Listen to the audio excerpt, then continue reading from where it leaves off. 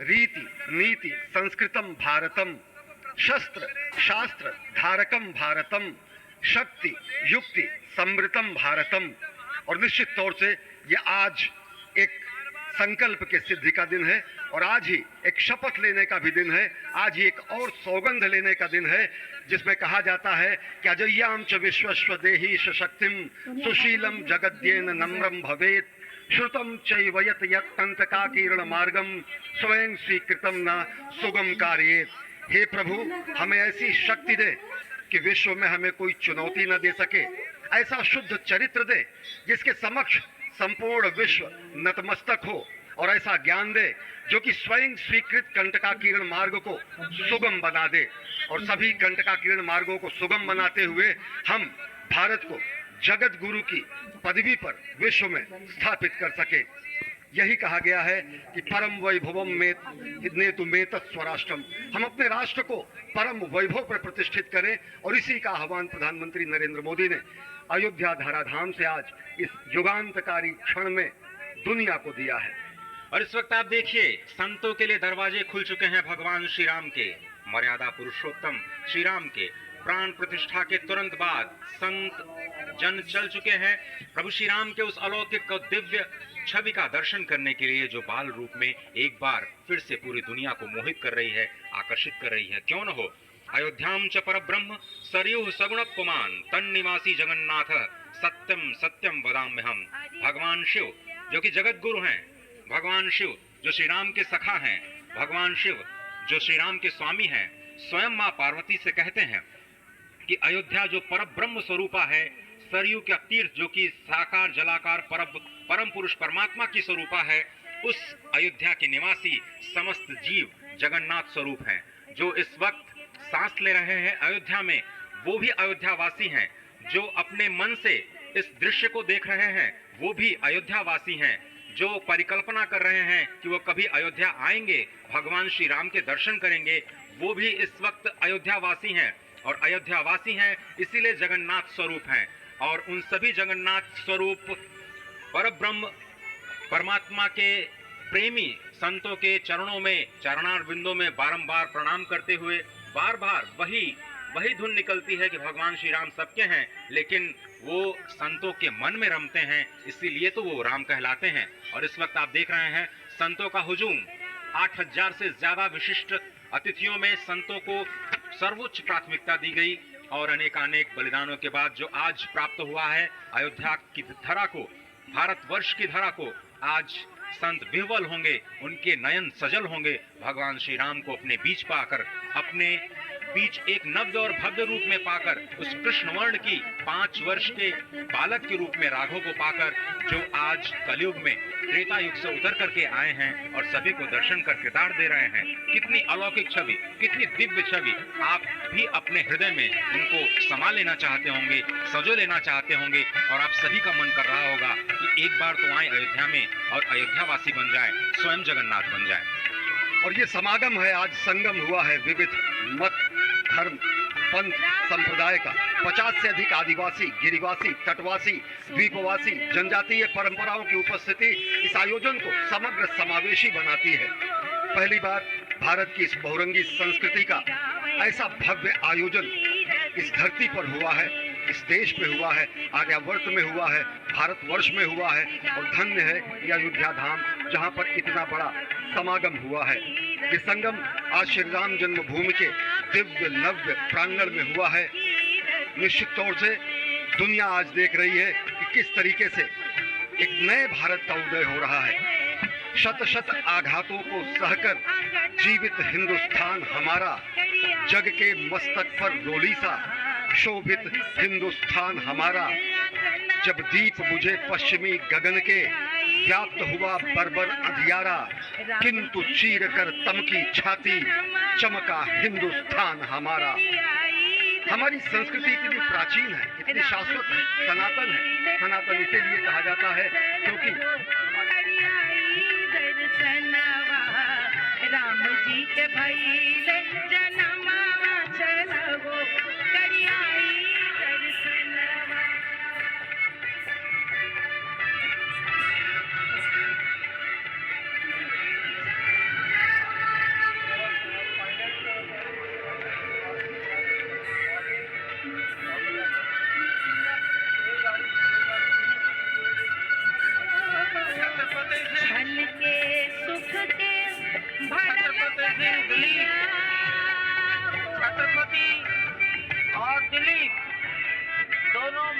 आ सकते हैं, आ जाओ।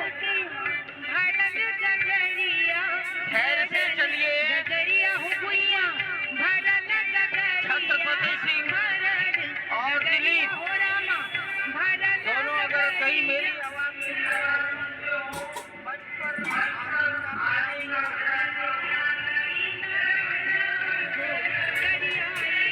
दर्शनवा मारल जाई बारंबार निवेदन करूंगा, धीरे धीरे आगे बढ़िए, मोरे राम अवध घर आई धीरे धीरे आगे बढ़िए। मोरे राम अवध घर आई मोरे राम अवध घर आए मोरे राम अवध घर आए मोरे राम अवध घर आए मोरे राम अवध घर आए। संतोषी अखाड़ा के महंत जी को मेरा प्रणाम। आगे आगे राम चले पाछ चली सेना पाछ चली सेना पाछ चली सेना आगे आगे राम चले पाछ चली सेना आगे चले राम चले पाछ चली सेना हनुमान उड़ी आए मोरे राम अवध घर आए अरे हनुमान उड़ी आए मोरे राम अवध घर आए मोरे राम अवध घर आए मोरे राम अवध घर आए मोरे राम अवध घर आए मोरे राम अवध घर आए। अरे घर घर लोग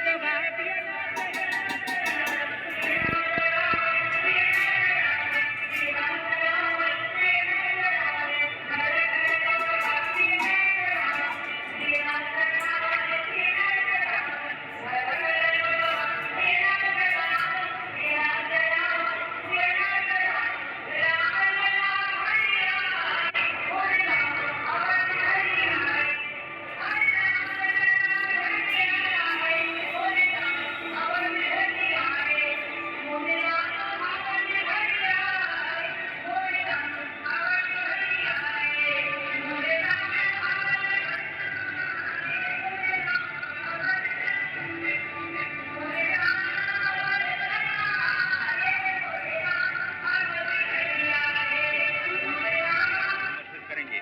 वही जटायु जो अत्याचार के खिलाफ, वही जटायु जो विषमता के खिलाफ अपने आप को उन्होंने झोंक दिया, अपनी आहुति दे दी।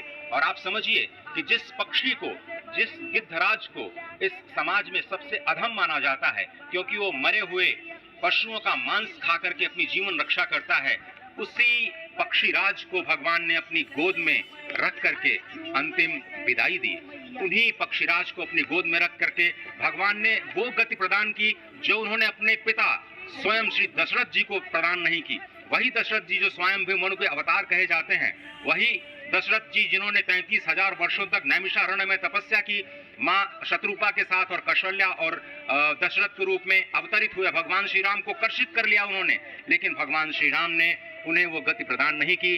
उन्हें वो गति प्रदान की जटायु को, उस जटायु को जो पक्षी होते हुए भी उस पक्षी की भी श्रेणी में सबसे निम्नतम श्रेणी में आता है, उसको भगवान श्री राम ने हरि का रूप प्रदान किया। और हरि का रूप जब प्रदान किया तो जटायु हरि रूप में होकर के भगवान श्री राम की स्तुति करते हैं। और संस्कृत में अध्यात्म रामायण में जो अद्भुत स्तुति जो जटायु जी ने की है उसका हम वर्णन करेंगे। लेकिन अभी आप जो तस्वीरें देख रहे हैं उसमें भगवान शिव का जलाभिषेक करते हुए, क्योंकि भगवान शिव माना जाता है कि नरेंद्र मोदी जी के इष्ट भी हैं और लगातार उनका जो लगाव है वो हमारे सामने आता रहा है। भगवान रामेश्वर की पूजा कर रहे हैं प्रधानमंत्री नरेंद्र मोदी, विश्वेश्वर की पूजा कर रहे हैं प्रधानमंत्री नरेंद्र मोदी। निश्चित तौर से लंका पर विजय प्राप्त करने के पहले जब भगवान श्री राम ने राम सेतु का निर्माण किया तो उस समय रामेश्वरम में भगवान विश्वेश्वर की, भगवान रामेश्वर की उन्होंने आराधना की। यह हमारी संस्कृति है जो किसी युद्ध के पहले सेतु बनाने का कार्य करती है।